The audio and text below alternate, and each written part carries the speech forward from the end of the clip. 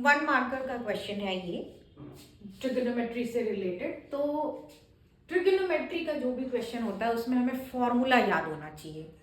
जैसे ही आपको cot square और कॉसेक स्क्वायर दिखे कहीं पर, तो आपको उनसे रिलेटेड एक फॉर्मूला जो है वो याद आना चाहिए। वो है कॉसेक स्क्वायर का वैल्यू, मतलब कॉसेक स्क्वायर थीटा का होता है 1 plus cot square theta.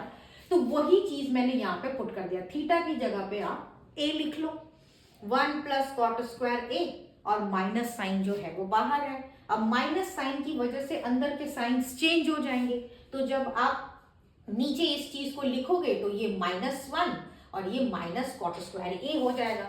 Sign 30 degree और कॉस 60 डिग्री का वैल्यू आपको याद करना पड़ेगा।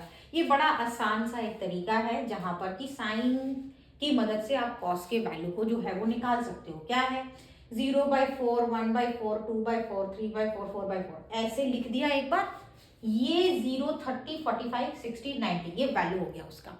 अब इसको सॉल्व कर लेंगे, और सॉल्व कर लिया फिर उल्टा 90, साइन 90 जो है वो कॉस 0, साइन 60 जो है वो कॉस 30 डिग्री, ऐसे करके उल्टे में जाएगा।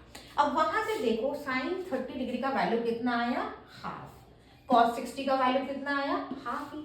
तो ये चीज हमें याद होनी चाहिए। हम भले ही सॉल्व करते वक्त बार बार इस चीज को लिख के प्रैक्टिस करेंगे, लेकिन हमें ये याद होना चाहिए। तो हाफ प्लस हाफ आपका 1 होता है, और ऊपर में यहाँ पे मेरा कॉट स्क्वायर ए भी कैंसिल हो गया, तो -1/1 यानी -1 जो है वो आपका आंसर आएगा, यानी बी ऑप्शन यहाँ पे करेक्ट होगा।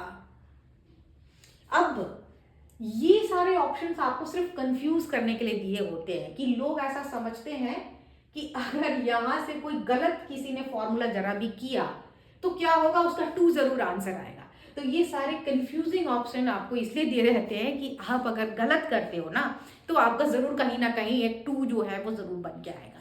तो इस चीज को हमेशा ध्यान में रखते हुए ही आपको सारे क्वेश्चंस के आंसर सॉल्व करने हैं।